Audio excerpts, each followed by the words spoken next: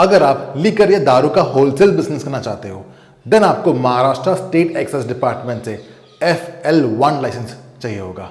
नमस्ते, मेरा नाम है रोहित नायर और मैं एक चार्टर्ड अकाउंटेंट हूँ। आज के वीडियो में हम बात करेंगे FL1 लाइसेंस के बारे में।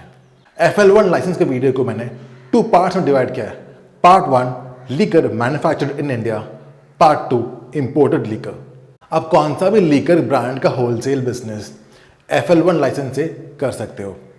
काफ़ी सारे लीकर जो महाराष्ट्र के बाहर मिलता है और फेमस भी है लेकिन महाराष्ट्र में सेल नहीं होता, जैसे कि गोवा में मिलने वाला लोकल बियर पीपल्स जो कि फेमस है बट महाराष्ट्र में नहीं मिलता, एंड आपको ये दारू महाराष्ट्र में सेल करना है होलसेल में, देन ये वीडियो आपके लिए है।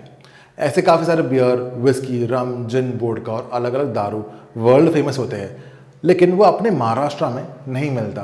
For example Ireland based Guinness beer जो वर्ल्ड फेमस है लेकिन वो महाराष्ट्र के लोकल शॉप्स में जनरली नहीं मिलता।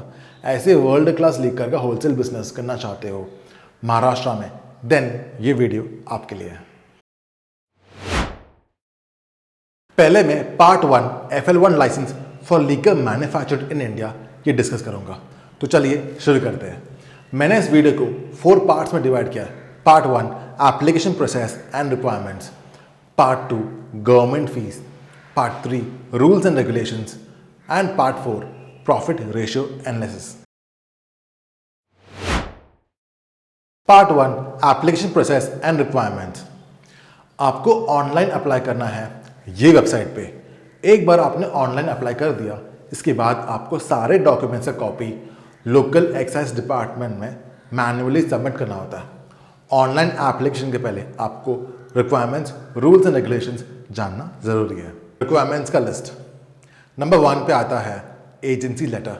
आपको किसी भी लीकर मैन्युफैक्चरर से ऑथराइज्ड होलसेलर का कंसेंट लेटर चाहिए होता है। ये मैन्युफैक्चरर इंडिया में या इंडिया के बाहर भी हो सकता है। ये सबसे ज़्यादा इम्पॉर्टेंट रिक्वायरमेंट है, इसके बिना आप FL1 लाइसेंस के लिए अप्लाई नहीं कर सकते हो। नंबर 2 पे आता है वेयर हाउस। आपका वेयर हाउस का एरिया मिनिमम 1100 स्क्वायर फीट होना चाहिए या एटलीस्ट 5000 केसेस स्टोर करने का लिमिट होना चाहिए।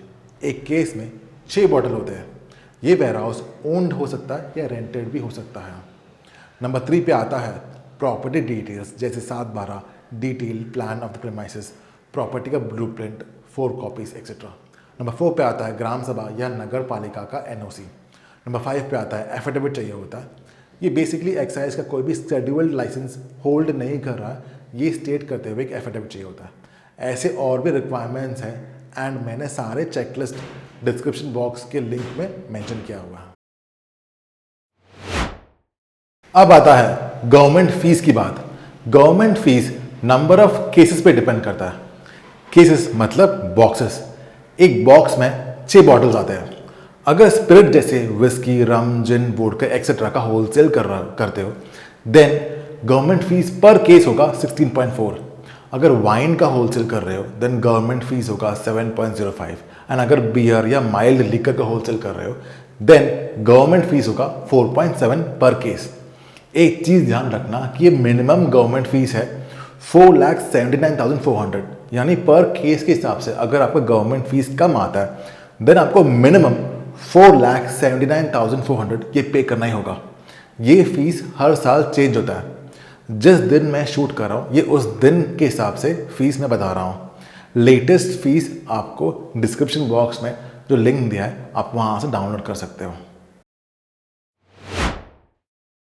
Rules and regulations. FL1 licence के लिए काफ़ी रूल्स एंड रेगुलेशंस होते हैं। कुछ इंपॉर्टेंट रूल्स मैंने इस वीडियो पे कवर किया है। नंबर 1, ये लाइसेंस हर साल 31 मार्च को रिन्यू करना होता है।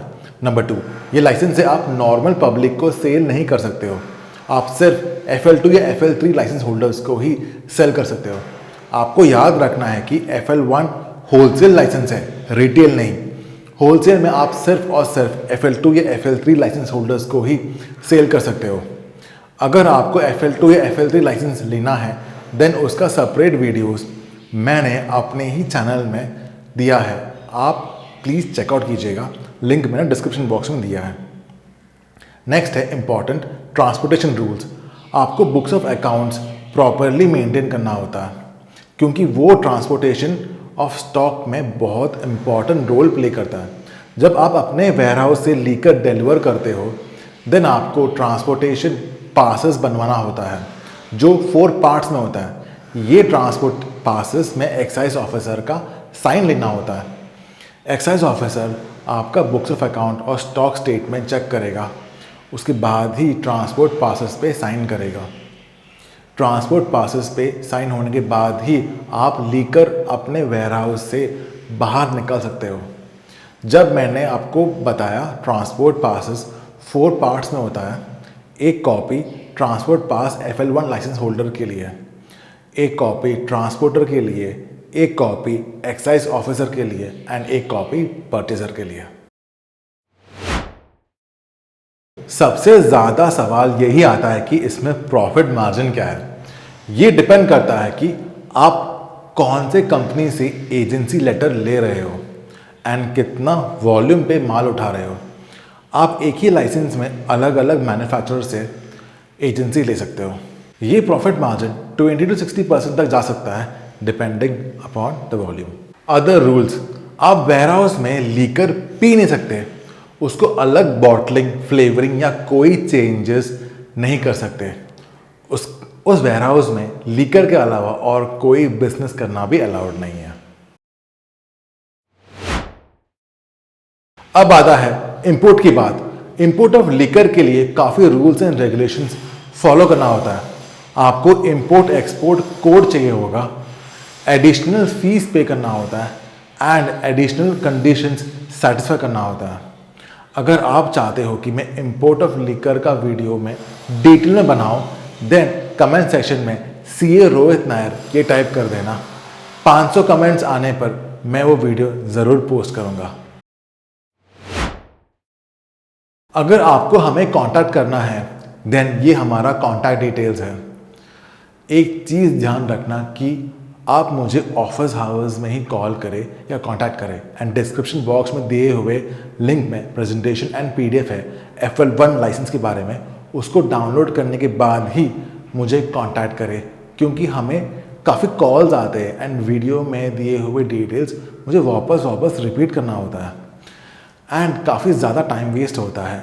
हमारा स्केड्यूल थोड़ा बिजी होता है एंड इतना टाइम वेस्ट मैं अफोर्ड नहीं कर पाता हूँ।